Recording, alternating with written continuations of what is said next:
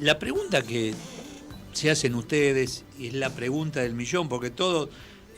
cuando ocurrió el tema Libra, che, y esto, la gente mucho que sí, que no, bueno, como no entendés nada del tema criptomoneda, mucha bola no se le dio. Sí, corrupción, signo de interrogación.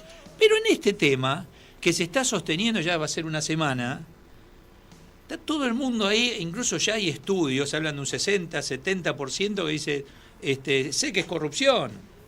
Ahora hay que esperar, ¿saben de qué se trata? O sea, el común de la sociedad entiende de qué se está hablando. Y desde el gobierno, más allá de lo que dijo el presidente ahora, no se sale una explicación de decir, mirá, mentira, ¿por qué? Por esto y por esto. Por esto, lo que dijo, sí, lo conozco, era mi abogado, y por esto, un tema de comunicación. Claramente, o de no comunicación. Porque cuando vos haces preguntas y no hay respuesta, esa no respuesta es una respuesta.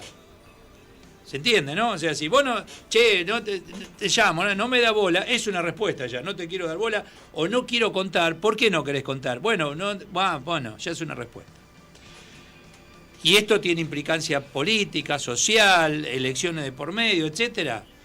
Sergio Berenstein está en línea. Sergio, ¿cómo te va? Buenas tardes.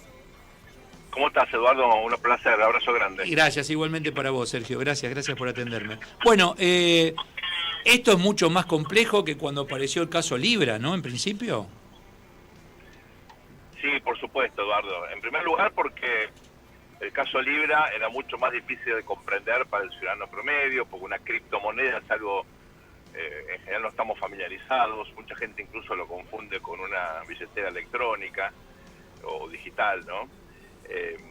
Al mismo tiempo había como figuras raras que no son, digamos, conocidas para la gente.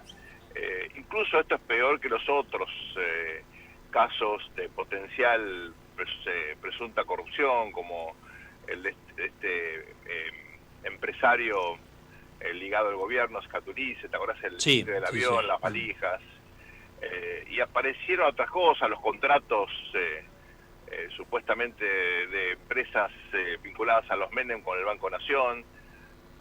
Esto es peor porque se trata de discapacidad, es peor porque coima, todo el mundo lamentablemente en Argentina sabe lo que es, y es peor porque, como vos marcas muy bien, el gobierno hasta ahora fue incapaz de articular una respuesta lógica, consistente, que de alguna manera diera al menos una versión distinta de la que circula o de la que la gente de a poco va escuchando en general en medios críticos del gobierno, o incluso en medios no tan críticos que de todas maneras están bastante indignados, como es lógico, por estas sospechas de corrupción. Ahora, dicho esto, cuidado que cuando uno mira la literatura sobre los escándalos políticos, en particular sobre hechos de corrupción en contextos electorales, no siempre estos escándalos impactan en el comportamiento electoral. Y en todo caso, en general, tiene que haber una combinación de factores para que esto sea así, como ocurrió, por ejemplo, en la Argentina, en la época de el 2001, con una elección donde, al margen del escándalo del Senado, ¿te acuerdas de la Banelco? Sí. Había una situación económica súper difícil, ¿no? Más que compleja. Fíjate que, por ejemplo, Cristina, en el año 2011, es reelecta con más del 54% de los votos en primera vuelta. El presidente Milei sacó más, pero en segunda, donde había dos opciones, ¿no? Y bueno, había denuncia de corrupción terrible. O sea, el argentino no vota moralidad. Bueno, es una interpretación, yo te diría, la economía estaba pero tan bien en ese momento, sí, de corto plazo, ¿no? Después pagamos el costo de decisiones irresponsables, pero en ese momento, eso fue antes del cepo, ¿verdad? La economía estaba pero tan bien que la gente votó más, si querés, por el bolsillo que con otras consideraciones.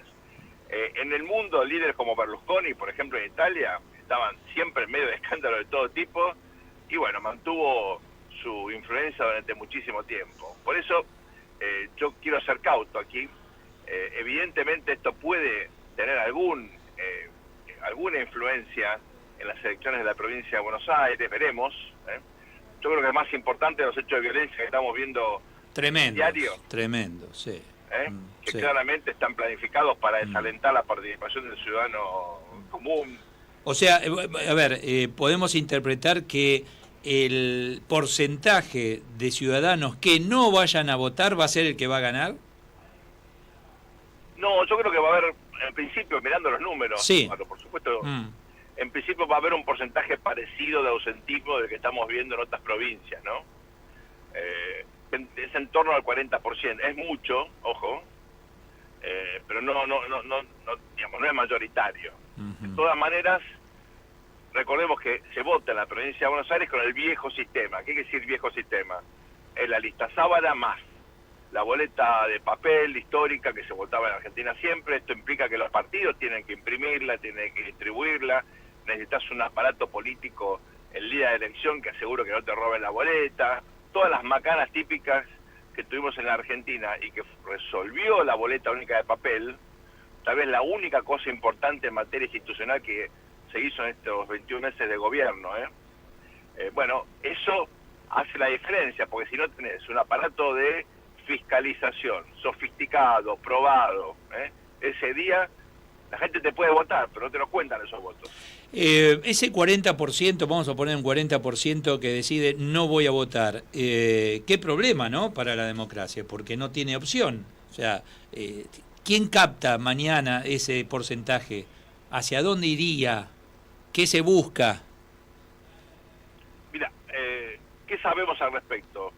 El problema del ausentismo, como manifestación de lo que se llama en general desafección política, que es que la gente toma distancia del proceso político electoral, piensa que vote lo que vote son todos iguales, que no vale la pena meterse, que tu voto no hace la diferencia. Esta falta de entusiasmo, esta falta incluso de confianza en la elección, la idea que puede estar de alguna manera, digamos, sesgado el proceso de control del voto, todo eso desalienta la participación, ¿no? Entonces, lo que sabemos que esto, uno, es muy difícil de revertir, dos, requiere reformas muy profundas. En general, esas reformas acotan el poder, la discrecionalidad del que tiene el control de los aparatos partidarios, por eso no lo hacen, ¿no?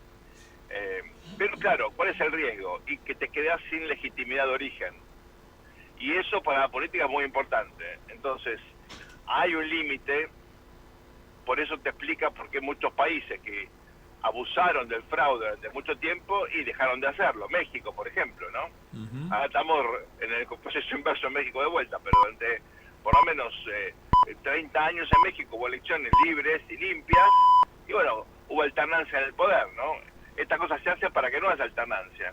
Entonces el riesgo que tenés, y es muy significativo esto, es que la gente no reconozca la legitimidad del proceso y ahí todo el sistema empieza a sufrir de manera muy significativa, ¿no? Sergio Bernstein, te mando un fuerte abrazo, gracias. Abrazo grande. Abrazo grande, gracias, muchas gracias. ¿Ustedes entienden?